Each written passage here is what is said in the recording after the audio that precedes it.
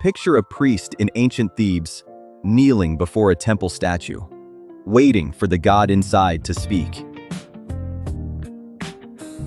For thousands of years, humans dreamed of things that were made, not born, yet somehow seemed alive. Today we've built exactly that, machines that write, paint, and talk back. What would the ancients make of it? Start in Greece, nearly 3,000 years ago, with a giant bronze man named Talos. He was forged by Hephaestus, god of fire and craft, powered by a fluid called ichor flowing through one vein. To the Greeks, Talos was proof that intelligence and life could be manufactured, not just granted by birth. He could also die, tricked by the sorceress Medea into pulling the bronze bolt sealing his lifeblood. Even in myth, the ancients worried a made mind might be destroyed as easily as it was built. Even in myth, the ancients worried a made mind might be destroyed as easily as it was built.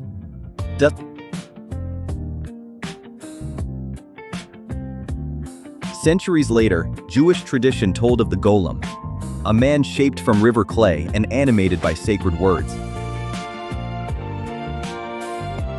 Written on parchment or carved into its forehead, the word truth gave the Golem breath and purpose.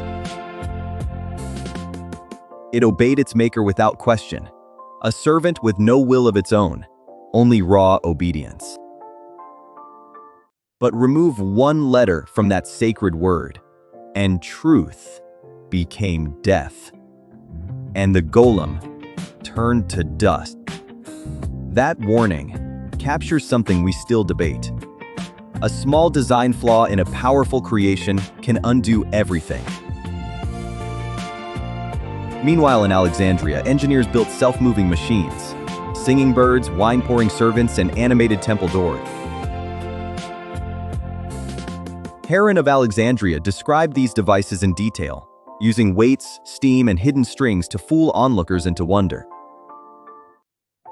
In Baghdad, centuries later, engineer Al-Jazari built a hydraulic elephant clock and musical automatons that played on command.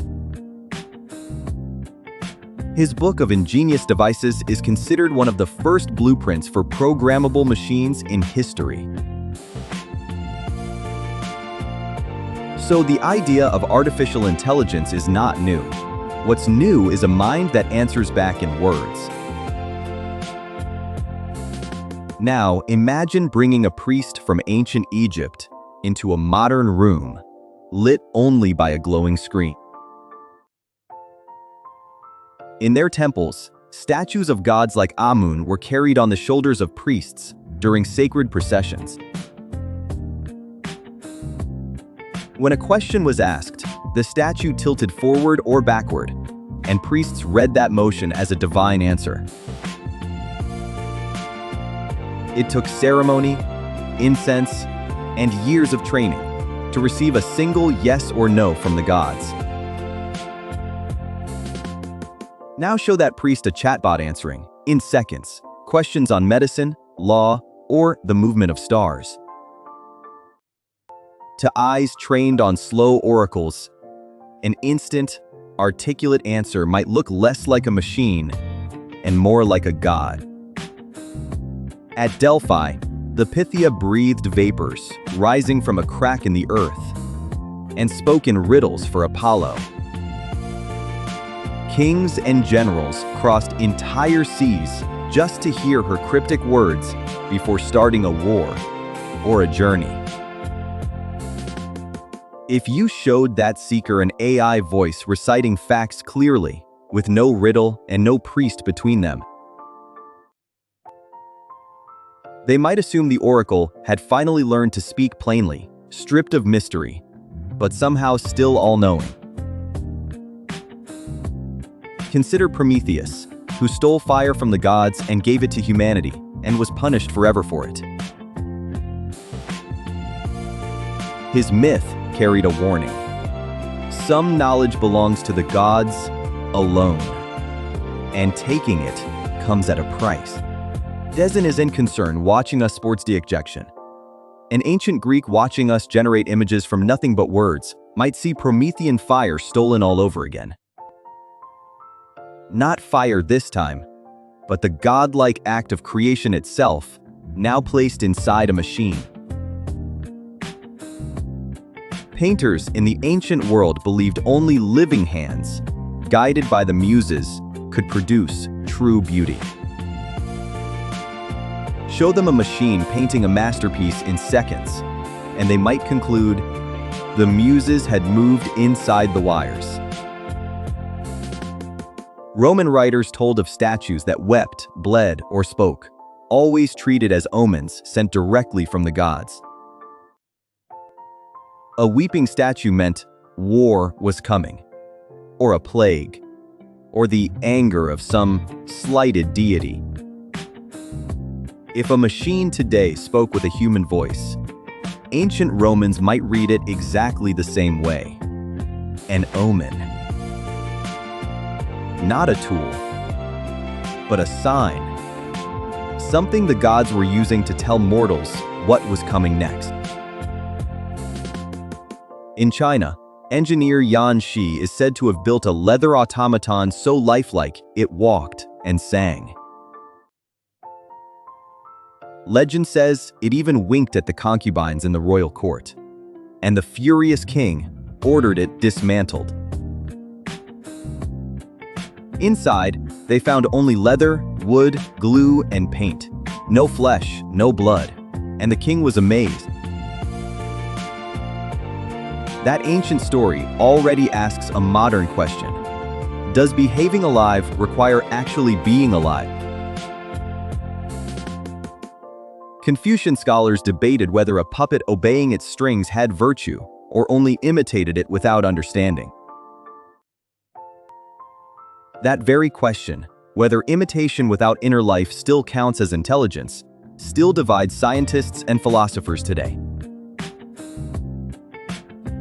Now picture handing a smartphone to a Viking navigator who read the stars and the flight paths of ravens.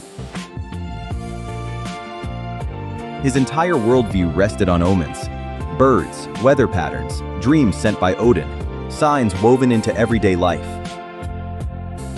A device predicting storms 3 days out, using only numbers and satellites, would look less like science, more like prophecy. He neared a sea's mead. He might assume its makers had struck some bargain with the sky itself, the way heroes bargained with gods. Aristotle imagined a future where tools worked by themselves, weaving looms and playing harps without human hands. He wrote that only then could slavery end, because self-moving tools would finally do the heavy labor. He treated automatic machines as a thought experiment about freedom, never expecting to see them arrive in his lifetime. Now those tools exist, not as looms, but as software answering questions and drafting letters on command. Ancient thinkers would likely be less frightened by our machines than fascinated by how casually we use them. What once required a temple, a priest, and years of ritual now happens through a small screen in one's palm. They might ask why we don't worship what we've built, when their own gods commanded worship for so much less. Or they might warn us with the same old stories: Talos falling, the golem crumbling, Icarus melting near the sun. Every ancient myth about invented life carries the same caution. Made things can slip beyond their maker's control. Perhaps the ancients wouldn't see something entirely new in artificial intelligence. Only an old dream, finally built. The dream of Talos, the Golem, and Al-Jazari's machines, still walking centuries later, this time made of code.